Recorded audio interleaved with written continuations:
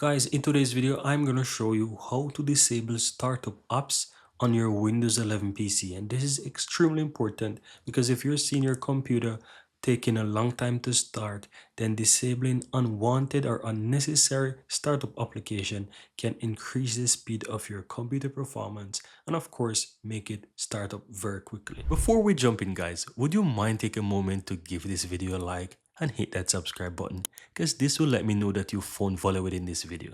And on top of that, the biggest benefit is that you'll never miss out when I release future videos just like this one. Now let's continue.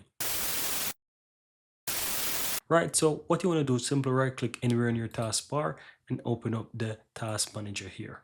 Then from here on the left hand side, you want to click on startup apps.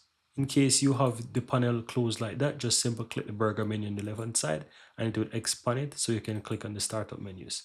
And from here, you want to look to see which application you really don't need to have a startup. You can see the status here that they're enabled. So for example, for me, I don't need to have this Apple services here. So I can right click on that and I can disable it. If I look down again, I have a few more that I don't need. OneDrive, you can right click on that, disable it. Opera, I really don't need it as well. I can disable it. So this is how you can easily go ahead and find those different startup applications that are starting when your computer start up, and you can disable them if you don't want to, right? If you don't need to have them on your computer, and this will increase the speed of your PC.